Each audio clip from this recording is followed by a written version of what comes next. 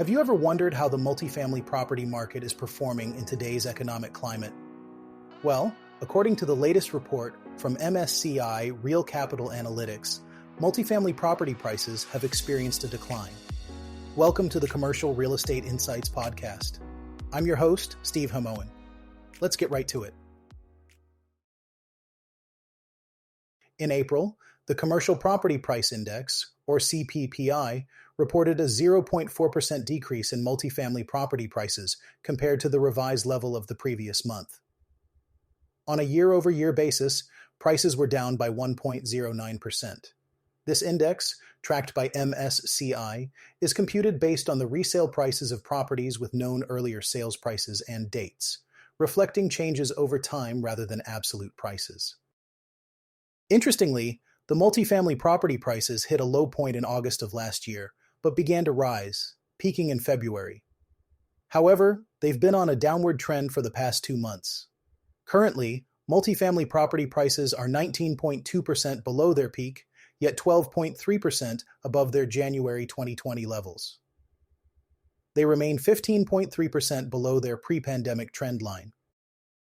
In a broader view, prices for all commercial property as a single asset class were down 0.4% month-over-month in April and 0.8% year-over-year. While these prices are 12.5% below their peak, they are still 11.4% above their January 2020 levels and 14.0% below the pre-pandemic trend. The latest data revisions have not been kind to the multifamily sector. For instance, the month-over-month price change for February was initially reported as a gain of 0.16%, but was reduced to only 0.05% with recent revisions. Similarly, the March price change was revised from a decline of 0.04% to a more significant drop of 0.18%. While multifamily and industrial property prices faced declines, MSCI reported that prices rose for retail and office properties in April. Industrial property prices fell by 0.4%, whereas retail property saw a slight increase of 0.2%.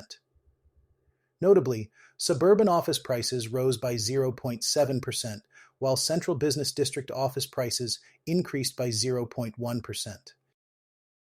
On an annual basis, retail property prices experienced the highest increase with a 4.2% rise. Industrial property prices also saw a year-over-year increase of 0.4%, and suburban office prices grew by 1.0%. However, offices in central business districts faced a 3.8% decline. The MSCI report also highlights the differing trends between major metro areas and non-major metros. Major metro property prices have been declining since their peak in March 2022, showing a 0.4% month-over-month decrease and a 4.5% year-over-year drop. In contrast, non-major metros have shown resilience, with prices 17.9% above their January 2020 levels, despite a recent dip. Wells Fargo economists are forecasting a potential new cycle for the commercial real estate market nationwide, with particular attention on San Francisco. The city's office market, which was once struggling, is starting to see a revival. According to a recent report, there was an 11.3% year-over-year increase in United States commercial sales last quarter, reaching $98 billion.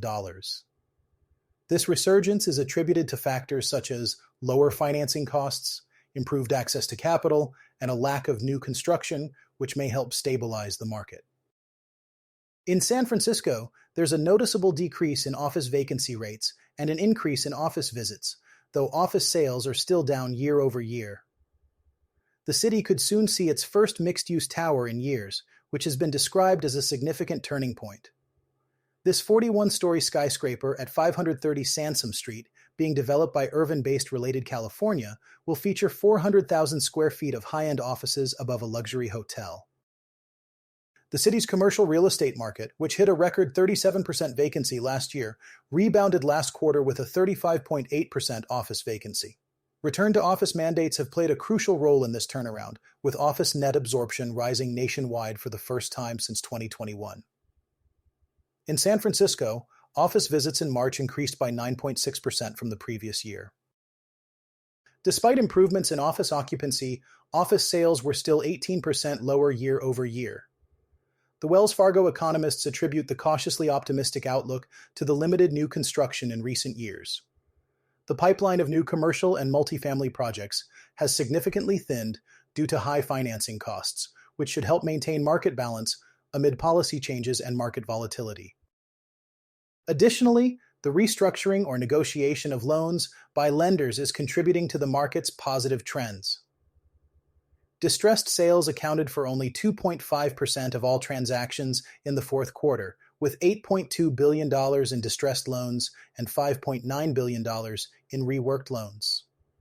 The overall strengthening in property prices and increased transactions are promising signs that the momentum seen in 2024 continues to be sustained. In Woodinville, Washington, a new architectural project is set to transform the site of the former Mulbach's Garden Center into a bustling mixed-use development. According to a report by the Seattle Daily Journal of Commerce, the project is being designed by Herbal Architecture and will be developed in phases over a span of 9 years. The ambitious plan includes the construction of a hotel, housing units, and retail spaces, all aimed at revitalizing the rapidly densifying downtown area. The redevelopment of the Mulbach site signifies a significant shift in the urban landscape of Woodinville, moving away from its original function as a garden center. The transformation will involve the demolition of existing greenhouses and other structures to make way for this new urban environment. The phased approach to the project allows for a gradual integration of the new elements into the existing community fabric, ensuring minimal disruption while maximizing the benefits of the new development. This kind of mixed-use development reflects broader trends in urban planning and commercial real estate, where the integration of living, working, and leisure spaces is becoming increasingly popular. The project in Woodinville is a testament to the growing demand for such spaces, as cities look to optimize land use and create vibrant, multifunctional urban areas.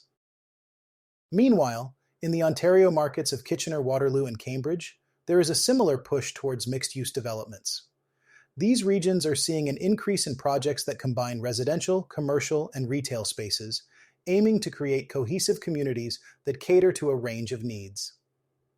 This trend is reflective of the broader North American market, where cities are reimagining their urban cores to accommodate growing populations and changing lifestyle preferences. In comparison, the American perspective shows a continued emphasis on large-scale mixed-use projects, particularly in urban centers that are experiencing population growth and economic expansion. Developments like the one at the former Mulbach site in Woodinville highlight the cross-border relevance of such trends, as both Canadian and American cities seek to balance growth with sustainability and community integration. In a notable transaction, SRS has successfully completed the $10 million sale of a 31-acre commercial land parcel at the northeast corner of Hunt Highway and Gary Road in Santan Valley, Arizona. This sale represents a significant milestone in the commercial expansion of the rapidly growing Southeast Phoenix submarket. The property was originally sold by Winco Foods, which had acquired a larger parcel from Miller Global in 2023. Winco has retained 10 acres of the site, where it has recently commenced construction on a new Winco Foods store. The remaining 31 acres were acquired by a joint venture between Scottsdale-based Pennant Development, Limited Liability Company, and Nashville-based Realm Limited Partnership. This venture has engaged SRS to manage the leasing for the upcoming Skyline Ranch Marketplace retail center. SRS is actively working to secure pre-leases for the center's junior anchor lineup, 2 shop buildings, and several pad sites. The center is set to include over 225,000 square feet of retail space, poised to serve the expanding residential population in the Santan Valley and neighboring communities. Ed B., Executive Vice President and Managing Principal with SRS, expressed enthusiasm about the project, stating, "This project was initiated over a decade ago by other parties, and we're thrilled to see it finally come to fruition. Both Winco and Pennant had the vision to bring a high-quality retail development to this underserved trade area."